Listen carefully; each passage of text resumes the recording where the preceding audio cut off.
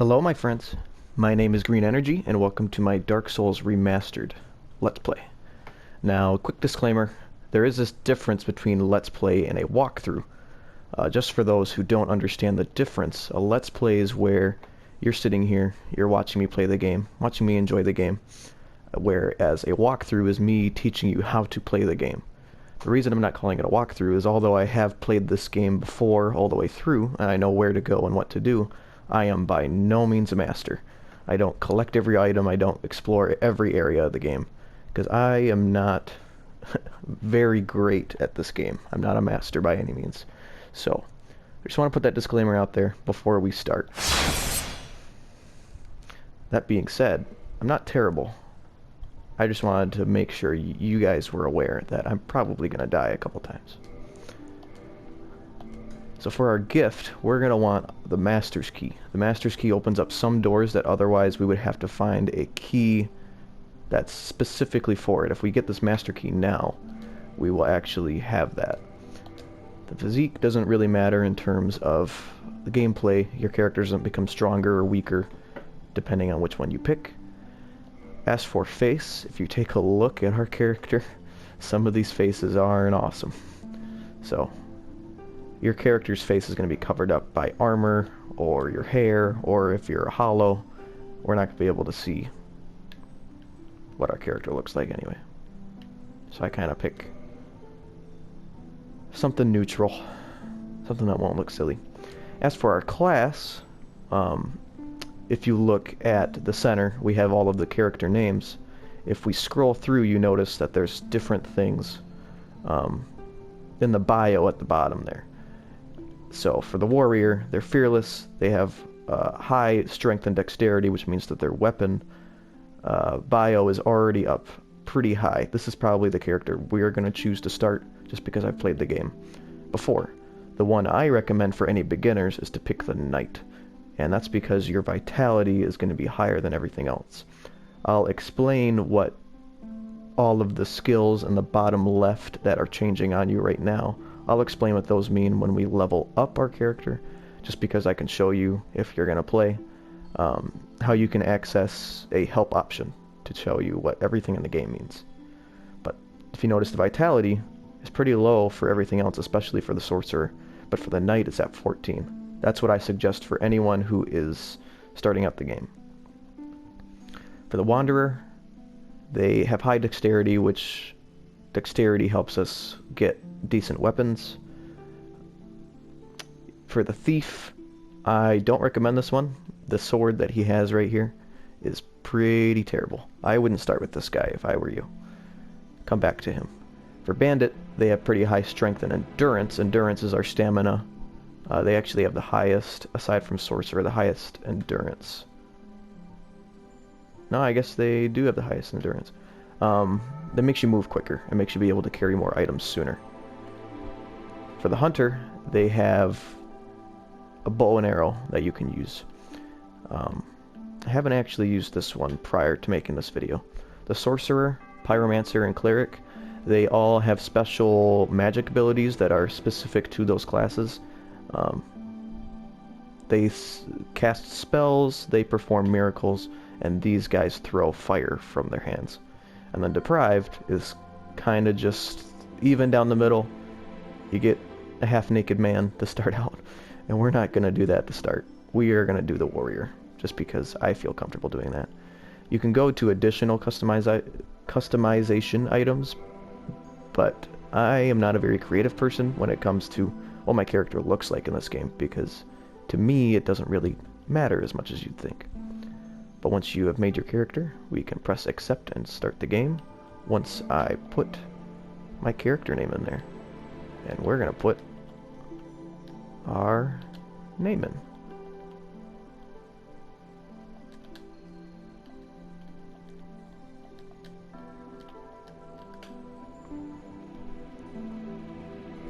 Alright, and then we're going to have the opening cutscene. I'm going to let cutscenes play out.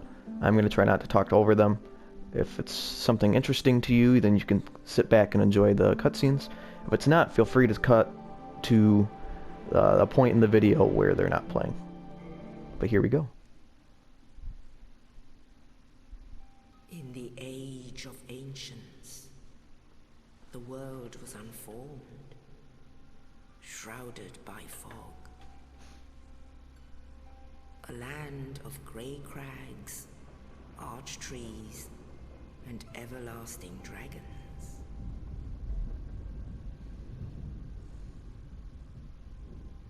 But then there was fire,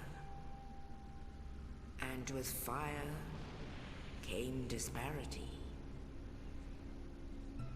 Heat and cold, life and death, and of course, light and dark.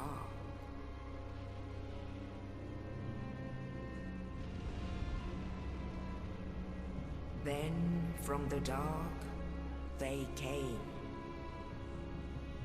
and found the souls of lords within the flame.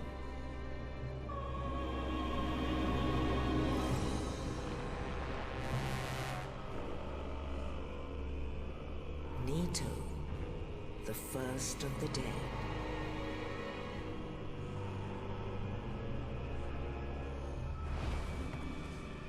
The Witch of Izalith and her daughters of Chaos. Gwyn, the Lord of Sunlight, and his faithful knights. And the furtive pygmy, so easily forgotten.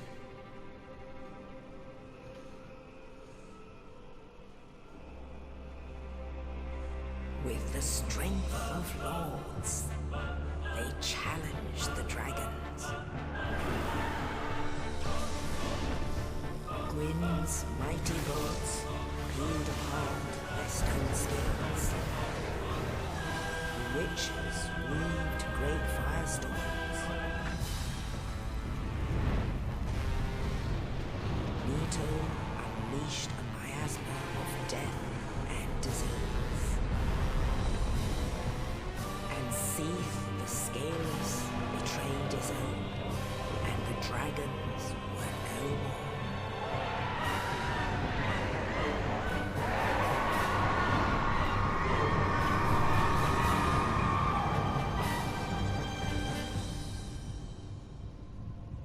Thus began the Age of Fire.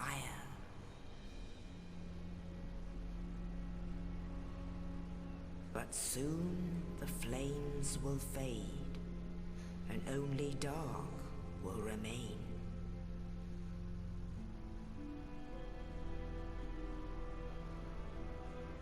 Even now, there are only embers. And man sees not light, but only endless nights. And amongst the living are seen carriers of the accursed dark side.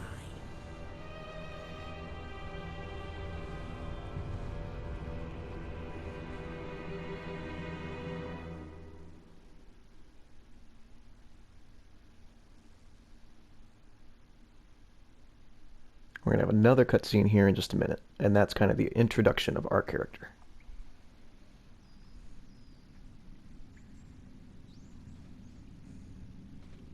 Yes, indeed.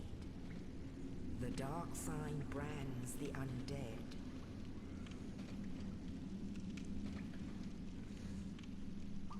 And in this land, the undead are corralled and led to the north.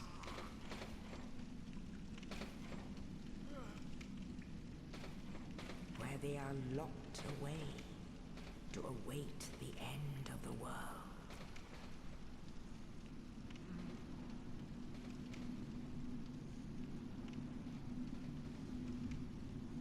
This is your fate.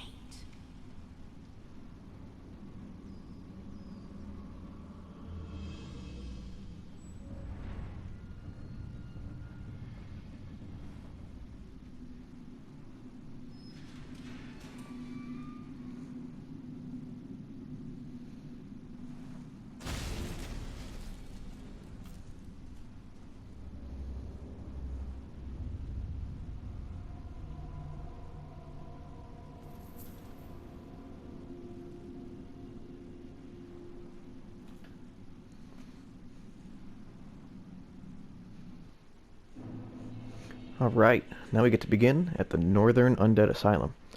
As you can notice, I don't have the sword or the shield that I equipped at the beginning when I customized my character. That's because we have to go and find them later on in this area. That knight dropped us down the key to escape our cell. Now you're probably asking, green energy, you're pretty ugly right now. That's because our character is currently hollowed. You could call it a zombie outside of this, but we're going to call it a hollow because that's what the game wants us to call it. When we're hollowed, we're kind of in between being human and being completely dead.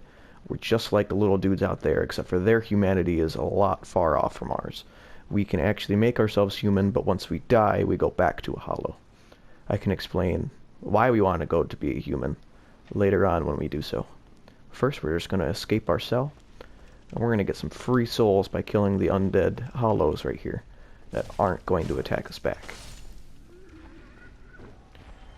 Here's a big old demon that we're actually not going to fight for a little bit. We're going to fight one that looks just like him upstairs, but we're not coming back to fight that guy for a little while.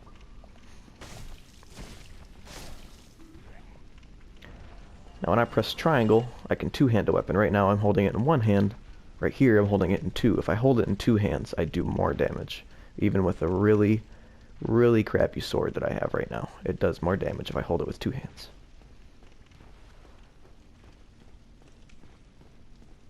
Now I should explain the HUD real quick. In the bottom right corner where you see the 40, that's the amount of souls that I get. If I kill an enemy, I get a certain amount of souls based upon how difficult that enemy is. We use souls as a source of currency. It's kind of like money in order to level up our character at bonfires, which this first bonfire we're not going to be able to level up at. In the bottom left you see our interface that has all of the stuff in our inventory. On the top we have certain spells that we would use, but we aren't going to use because we're not a caster. On the left we have a left-handed weapon. On the right we have a right-handed weapon, which is the one we're using. And on the bottom we have a equipment inventory slot. We're going to have an item for that slot in just a little bit, along with our items that we're going to get here in just a moment. Here's our first bonfire. Bonfires act as a checkpoint. So if I die, I come back here. After this bonfire, our bonfires also allow us to level up. We can do other certain actions at bonfires, and eventually when we get an item called the Lord Vessel, we can teleport between certain bonfires in this game. As long as we enjoy the content that we're producing on this channel, when we play further Dark Souls, we can actually teleport between all bonfires. This game did not have that as part of it yet. We have a door over here that we can't open from this side. We have to go all the way to the other side of the door, and then when we come down we can open this door, which we are going to do just to make sure that if I die up there, we have a shortcut to the bonfire. Now this is the door to the first boss arena. And our boss is that demon that we saw downstairs. It looks just like him. You could see him kind of perched like a bird up there on the ceiling. Now, your automatic muscle is going to tell you that you should fight this boss. Don't fight him yet. You don't have any weapons. Your sword's not very good. You don't have a shield if you feel comfortable doing so. So when you come in, the doors behind us are going to close, and this boss is going to drop down. What we're going to do is we're going to turn left, and we're going to run through this little trap door right here. That'll close behind us, so that we can get our weapons before we come and take him on. Here's our next bonfire. Once again, we can't level up with this one. It's not until we get to the Firelink Shrine, which we'll get to very soon, that we can start leveling up our character. Watch out for the archer. Here is our shield.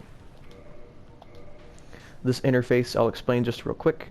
All of this right here is that bottom equip slot on our interface. We can equip things to put there. We don't really use either of these items, so I don't need to explain anything I'm not going to use, I'll be honest there. Here's our arrows, and here's our bolts, which are bolts for a crossbow, and here's any rings that we're going to use. Here's also all of our armor that we can equip. Right now we just have what we started with, our left-handed weapons and our right-handed weapons. That's our equipment tab. We also have an inventory tab, which is for miscellaneous stuff. A status tab that I can go to, and you can see all of our statuses for our character there. And then just our systems menu. That's where I can quit the game if I am getting too stressed out and dying too much, because I'm not a master at this game. So we're just going to dodge his arrows until we get to this item right here, because there's our longsword. So we can equip that. If you notice, it goes from 20 to 92 on the right side there. That is the right-handed damage that we have. If a number anywhere is blue when you switch an item, it means that the item it's better in that category. If it's red, that means it's not as good and it's worse in that category. The reason why it's 21.4 right there is that's our equip load. This longsword is obviously bigger and weighs more than the straight sword. But we want more damage. We want to be able to take on these guys. That applies to every item in this game, and in many of the games that we're going to feature on this channel as well. But notice, way easier to take on these guys, and that guy actually had more health than the hollows that we've taken on so far.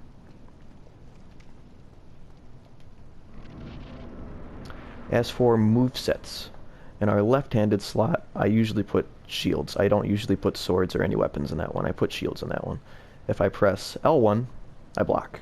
If I press L2, I parry, which I am not super great at in this game either, but you only need it for a couple key sections. For our right-handed weapon, if I press R1, I do a light attack, which is quick, but it doesn't do as much damage as our strong attack, which is what I press with R2. If I press R2, it takes longer to do, but it does more damage. Over here, we have an item that we can't reach, because we are too short, and this stairwell is busted. We're actually not going to be able to get that item for quite a while. But there's our first bonfire that we went to. And the door that we weren't able to open before, we can open now. And I'm going to quickly rest at this bonfire so that we have a quicker path to get to the boss. Because if I remember correctly, we can open this, but we actually have a better method that we want to use to take out the boss, which I will show you in just a moment. So we're going to walk slightly up these stairs, and then we're going to Indiana Jones out of the way. Because that boulder is going to crash through and open up this cell. And here is the knight that helped us out of his cell, out of our cell. But he is not looking so great. Oh, you. You're no Hollow. Thank goodness. I'm done for, I'm afraid. I'll die soon. Then lose my sanity. I wish to ask something of you. You and I were both undead. Hear me out, will you? We're going to hear him out.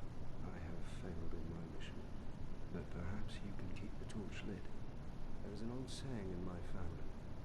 Thou who art undead art chosen, and thine exodus from the undead asylum maketh pilgrimage to the land of ancient lords. When thou ringest the bell of awakening, the fate of the undead thou shalt know. Well, now you know, and I can die with hope in my heart. Oh, one more thing. Here, take this. An Estus flask, an undead favorite. Oh, and this. Now I must bid farewell. I would hate to harm you after death. So go now, and thank you. And then as we walk out of the room, you hear the poor guy die. Such a good character. For as little time as we spend with him, he got us out of his cell, and he gave us our first Estus flask of the Dark Souls series. This flask down here, which is now in my inventory tab, which I can activate by pressing square, our Estus flask is essentially a health potion. If I drink that and I'm down on health, it'll bring some health back for me. He also gave us a key that's going to open a door right up the stairwell.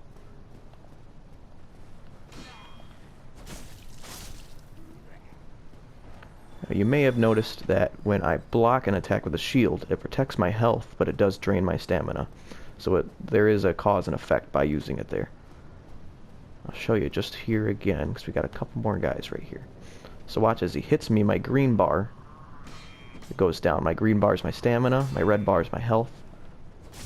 So you have to manage your health and stamina when you're fighting.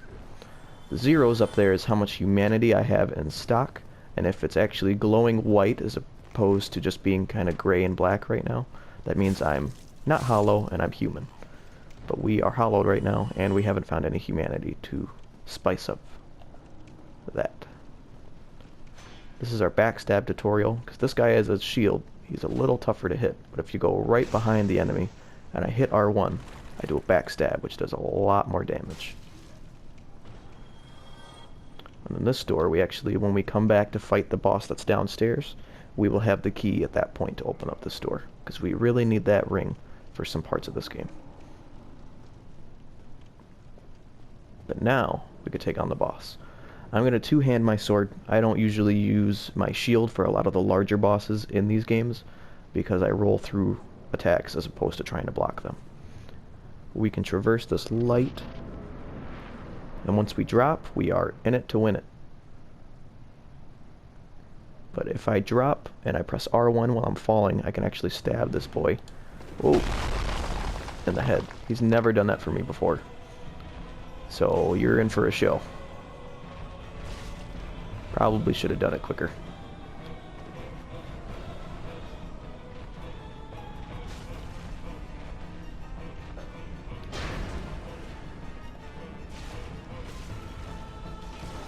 Whoa!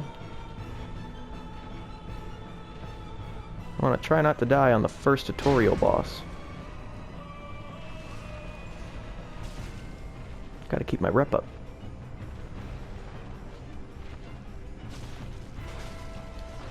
So we just want to roll through any sweeps that he does. A lot of his other attacks, as long as you're not right in front of him, he's gonna miss you.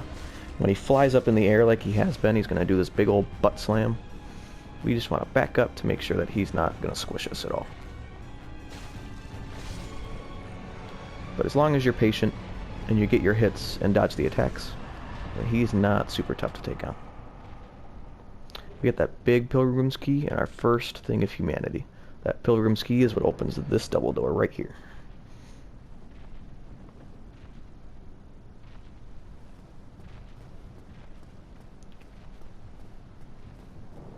Now we're going to walk up, and before we go all the way up there, we're going to turn left, and we're going to grab a soul item that's right here.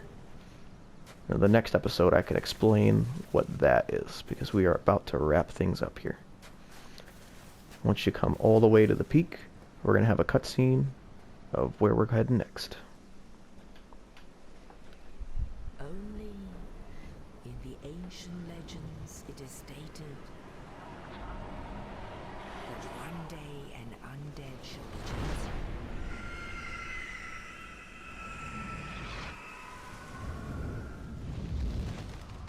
To leave the undead asylum in pilgrimage to the land of the ancient lords.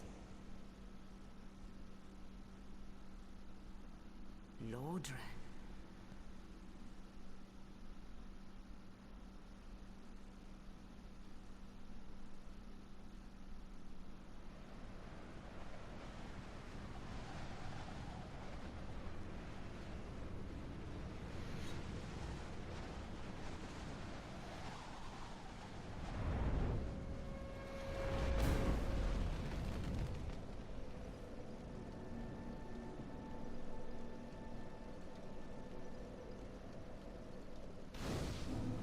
And now we are in Lordran. Now we can level up at all the bonfires that we come to.